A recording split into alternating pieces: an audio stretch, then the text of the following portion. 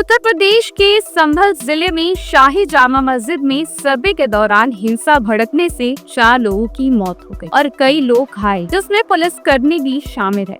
अब सवाल ये उठता है कि सर्वे के दौरान आखिर हिंसा भड़क कैसी है, लेकिन उससे पहले ये जानते हैं कि मंदिर मस्जिद के इस मुद्दे ने किस तरह हिंसात्मक रूप ले लिया। देश में ऐसा पहली बार नहीं हो रहा है, इससे पहले भी कई बार मंदिर मस्जिद के ऐसे मुद्दों ने देश की एकता और अखंडता को तार-तार किया है। राजेश जोशी की कविता की एक पंक्ति है, सबसे बड़ा अपराध है इस समय निहत्थे और निरपराध हो, जो अपराधी नहीं होंगे मारे जाएंगे। नमस्कार, मैं ब्यूटी रॉय, आप देख रहे हैं न्यूज सेंटर ऑफ इंडिया। आखिर क्यों उग्र हो रहा है संभल? क्या ये सिर्फ धर्म की लड़ाई है या कोई राजनीतिक प्रोपेगेंडा? उम्मीद करते हैं कि इस वीडियो के अंत में आप किसी नतीजे पर पहुंच पाए। यह सारा विवाद तब शुरू हुआ जब संभल जिला कोर्ट में ऋषि राज नाम के एक शख्स ने जिला कोर्ट में याचिका दायर करते हुए दावा किया कि शाही जामा मस्जिद हिंदू देवता मंदिर के ऊपर बना और इसके प्रमाण के लिए सर्वे होना चाहिए।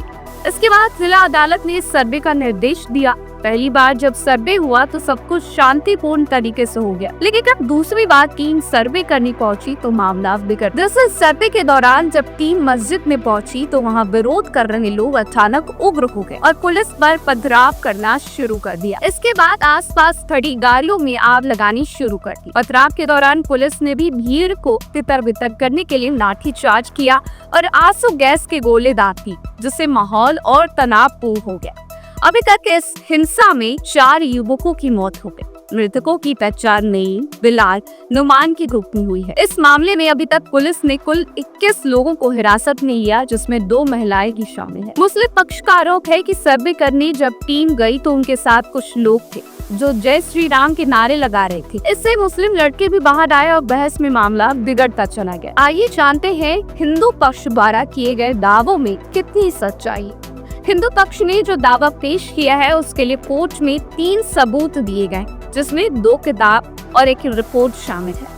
हिंदू पक्ष ने बाबरनामा और आईने अकबरी की किताब का हवाला दिया है और ASI कोर्ट को भी अपने दावे का आधार बताया। संभल तहसील दीवार ने अबुल फासिर की किताब आईने अकबरी का जिक्र बार बार हो रहा है। यह किताब इसलिए भी चर्चा में है क्योंकि इसमें संभल क्षेत्र को लेकर ऐतिहासिक विवरण दिया गया है। आईने अकबरी में उल्लेख है कि अकबर के शासन काल में संभल एक प्रमुख प्रशासनिक और सांस्कृतिक केंद्र था।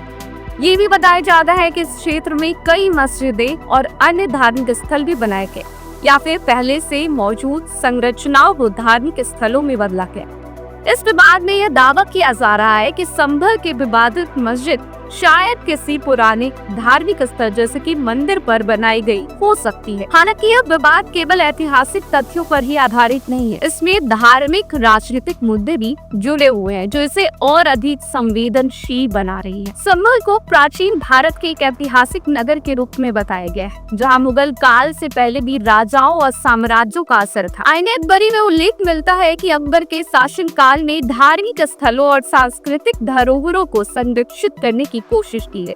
हालांकि यह स्पष्ट नहीं है कि संभल में किसी धार्मिक स्थल के निर्माण, नवीनीकरण या तब्दीली का सीधा उल्लेख किया गया। इसके अलावा इस किताब में संभल के धार्मिक स्थलों का विवरण आईने अकबरी में विस्तार से नहीं दिया गया है। हालांकि ये स्पष्ट है कि मुगल शासनकाल में संभल जैसे प्रमुख नगरों में मस्जिदें और अन्य धार्मिक स्थल बनाए गए। वर्तमान विवादों में यह दावा किया जाता है कि आईने अकबरी में दर्ज विवरण इस बात का संकेत दे सकते हैं कि संभल में किसी मंदिर को मस्जिद में बदला गया हो। हालांकि ऐसा कोई स्पष्ट प्रमाण या विवरण आईने अकबरी में नहीं मिलता है। वहीं दूसरी तरफ संभल में जामा मस्जिद पर हुए बवाल को लेकर राजनीति भी शुरू हो गई है। इस हिंसा के बाद समाजवादी पार्टी मौजूदा योगी सरकार पर लगातार हमला कर रही है। हिंसा के आरोपियों पर NSA के तहत कार्रवाई हो। कांग्रेस सांसद इमरान मसूद ने पुलिस पर दंगा भड़काने का आरोप भी लगाया है, जबकि राहुल गांधी ने सुप्रीम कोर्ट से इस मामले में जल्द से जल्द हस्तक्षेप करने की मांग की है। वहीं उप मुख्यमंत्री ब्रजेश पाठक ने घटना को दुखद बताते हुए मामले की जांच कर निष्पक्ष कार्रवाई करने की बात कही है। जब देश में ऐसी घटनाएं होती हैं तो सबसे ज्यादा नुकसान किनका होता है? ये सवाल आप सभी से है। जब ये धर्म की लड़ाई मानवता का कत्ल करती है तो नुकसान किसका होता है?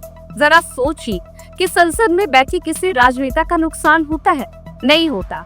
नहीं होता नुकसान उनका जिन्होंने ऐसे समय में लोगों के मन में जहर बोया है।